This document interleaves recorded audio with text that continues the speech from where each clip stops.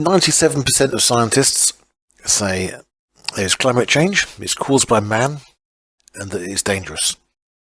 I'm sure we've all heard this, and I would like to explain to you where this came from. It's from a poll taken in 2008 by Dawn and Zimmerman, who asked 10,000 or so scientists online 2 questions. Compared with pre-1800 levels, has it warmed? And has human activity played a significant role? About 3,000 responded, many saying yes to both. And many actually saying, well, define significant, what does it mean? 20%, 30%, 60%? It varies for different branches of science. It does not mean most of, and it does not mean all of. Doran and Zimmerman cut the number of respondees back to 79, who had actively published in climate science, 75 of whom said yes to both. In actual fact, 75 out of 79 is not 97%, it's actually 94%. This is actually an error in Doran and Zimmerman's maths. But the fact is that 75 scientists were those that were taken to give you this figure of 97%. 75 out of 6 million in the world. That is not a consensus. And not only that, they weren't even asked if it's a crisis. All they said was, it's warmed, man has played a part. So, what do scientists actually think? Well, here's a petition from a long time ago called the Oregon Petition Project. Over 30,000 scientists have signed this, and it says there is no convincing scientific evidence that the human release of CO2, methane or other GH gases is causing or will cause in the foreseeable future catastrophic heating of the Earth's atmosphere and disruption of the climate. There is considerable evidence that the effects will be beneficial. There's a group called Clintel based in Holland who have released 2 letters to the UN in 2019-2022. The first one signed by 500, second one signed by 1,100. Actually, they've got some more signatures since then. It's actually now 1,400. There is no climate emergency. This is what scientists actually think. So how about CO2 and temperature? On the right, on this graph, we have CO2 today, down at 400 ppm. In the past, it's been as high, in this particular chart here, 60 million years, up to 2,000 ppm. Us primates, we evolved at 50 million years ago. Many of today's plants did as well. Many of today's crustaceans did. Oysters, for example, are over 100 million years old, as are sharks. The upper graph shows temperature. As you can see, it was 5 to 10 degrees warmer when we evolved, as did many of the plants on Earth. As you can see by the values on the far right, today it is very, very cold and there's very, very low CO2. We are in a situation where there is actually a lack of CO2 on planet Earth, and much of life is used to much higher levels of CO2. And we know this because 97% or so of the plants on Earth today, they're called C3 plants, evolved during these periods of high CO2.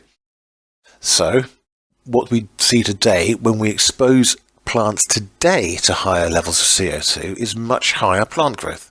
Top left, we have a pine tree. Ambient, when this experiment was done, was probably about 350. So it's 350 ppm is the baseline. Add 150, that's how much it grows. Almost double it, that's how much it grows. Add 450, that's how much it grows. Plants like CO2. Plants like warming. Top right is a study by NASA. They have satellites in space called LAI satellites that measure the leaf area index of plants.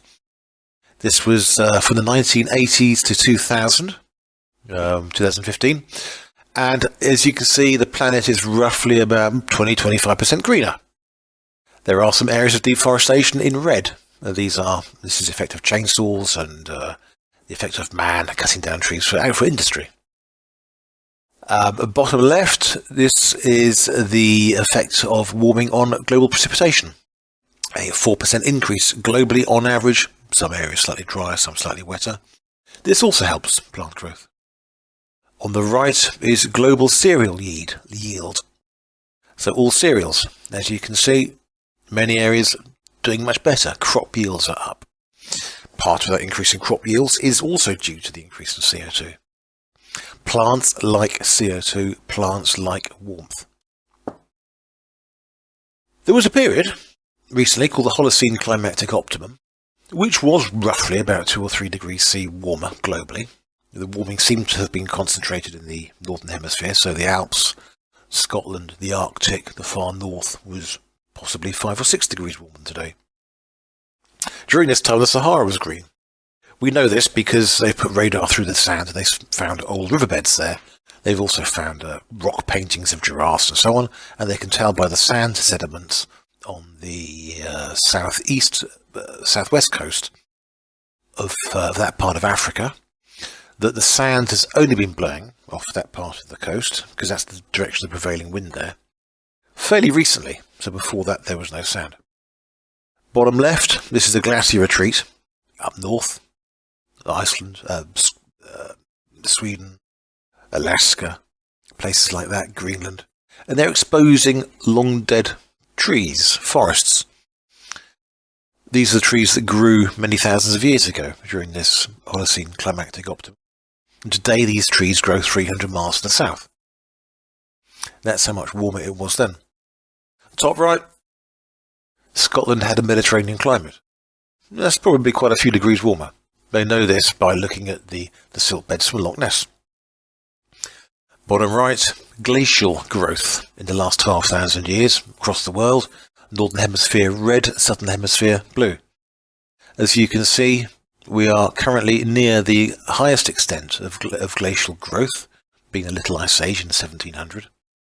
And if you can see, if you compare that to back between, say, 11,000 and 5,000 BC, glacial growth, apart from the Younger Dryas, which is that period at 8,000 BC, was much less than it is today. We are near the coldest it has been on Earth in the last 10,000 years. So, we're also told that climate change, warming, affects extreme weather. Top left is accumulated cyclone energy globally from NOAA, the National Oceanic Atmospheric Administration in America. The accumulated cyclone energy is not increasing. Top right, strong tornadoes, decreasing. Bottom figure, wildfires in the US, decreasing. You might have heard of the very hot period in the 30s in America, when much of it was desert, or a lot of it became desert farmland. It was a very dry, very warm period in the US, a lot more wildfires. Wildfires have decreased. Alarmism does not constitute evidence. Hard facts do, and there is no evidence to suggest that warming and CO2 is dangerous for the planet.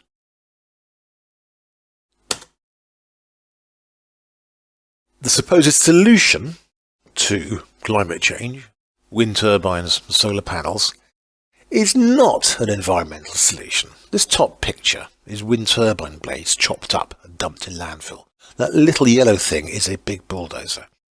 That's how vast it is.